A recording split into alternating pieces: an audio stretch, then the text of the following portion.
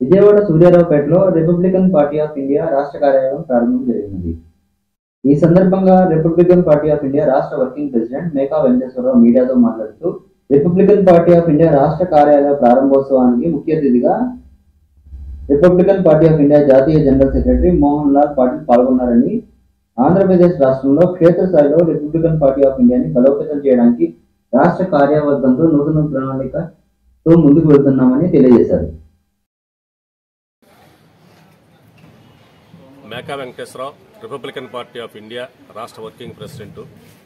ఈరోజు ఆంధ్రప్రదేశ్లో Republican Party of India రాష్ట్ర కార్యాలయం మా జాతీయ జనరల్ సెక్రటరీ మోహన్ లాల్ పాటిల్ చేత ఈరోజు ప్రారంభోత్సవ కార్యక్రమం చేశాం.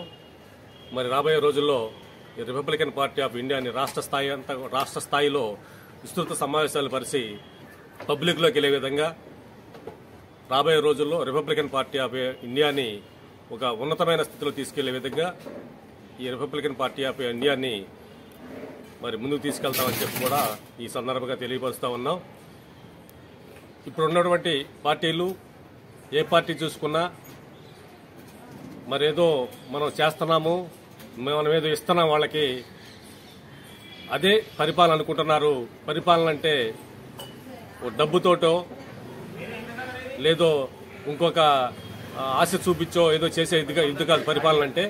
పరిపాలన అనేది క్షేత్రస్థాయిలో ఏ రకంగా దేశం కానీ రాష్ట్రం కానీ డెవలప్ అవుద్ది అనే విధంగా ఈ పార్టీలు అనేది ఆలోచించట్లేదు.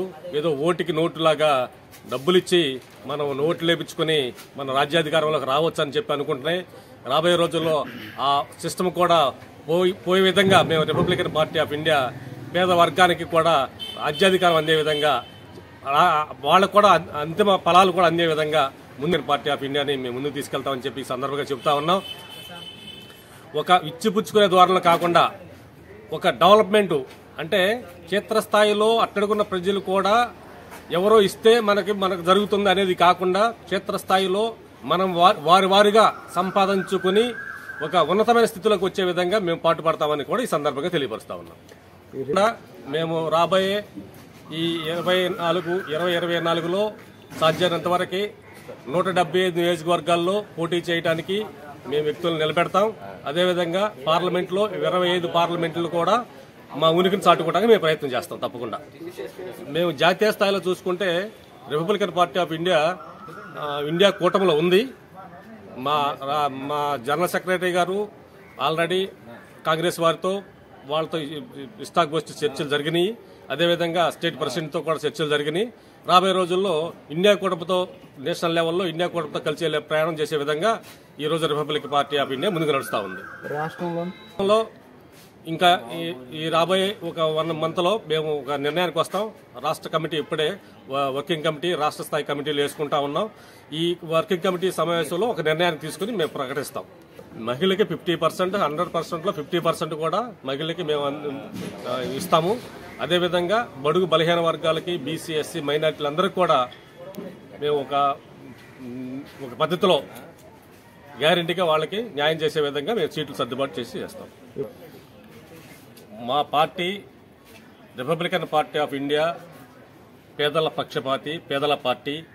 మేము డబ్బుతో ఓటు కొనము.